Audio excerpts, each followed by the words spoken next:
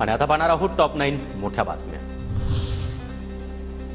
धनंजय मुंडेंना मंत्रिमंडळातून काढा, मस्साजोगमध्ये अजित पवार यांच्यासमोर संतप्त गावकऱ्यांच्या घोषणा। संतोष देशमुख हत्या प्रकरणी गावकऱ्यांमध्ये संताप।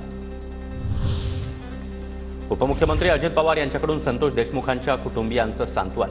शब्द देतो, सूत्रधार कुणीही असो आरोपींना सोडणार नाही, अजित पवारांची देशमुख कुटुंबियांना ग्वाही। वाल्मिक कराडच संतोष देशमुख हत्या प्रकरणातील मास्टरमाइंड, वाल्मिक कराडला अटक करावीच लागेल, नाव घेत आमदार संदीप क्षीरसागर यांचा आरोप। शरद पवारांची परभणीमध्ये सूर्यवंशी कुटुंबियांसोबत भेट। सोमनाथ सूर्यवंशीच्या शरीरावर मारल्याचे व्रण, त्याला कसलाही आजार नव्हता, दोषींना फाशीची शिक्षा द्या।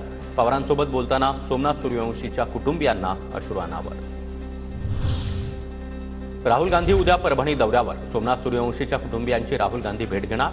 मस्साजोगला ही भेट देण्याची शक्यता। शिवसेना उद्धव ठाकरे गटाचे खासदार ओमराजे निंबाळकर यांचं सरपंच हत्या प्रकरणी अमित शाह यांना पत्र। संतोष देशमुख हत्या प्रकरणी सखोल चौकशीची मागणी। देशमुख कुटुंबाला न्याय देण्याबाबत राज्य सरकारला आदेश द्यावेत, ओमराजे निंबाळकर यांची मागणी।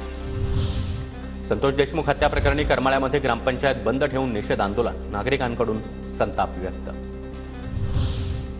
250 कोटींचा पीक विमा घोटाळा, सुरेश धस यांचा धनंजय मुंडे यांच्यावर निशाणा। बीड जिल्ह्यामध्ये पीक विमा घोटाळ्यामध्ये परळी पॅटर्न राबवला, इतर तालुक्यातील विमा परळीतल्याच बोगस शेतकऱ्यांनी उचलला, धस यांचा आरोप। मुख्यमंत्री देवेंद्र फडणवीस यांची पीक विम्यासंदर्भात मोठी घोषणा। पीक विमा घोटाळ्याच्या आरोपांबाबत सखोल चौकशी करू, हे प्रकरण आम्ही धसास लावणार, फडणवीस यांची विधानसभेत घोषणा।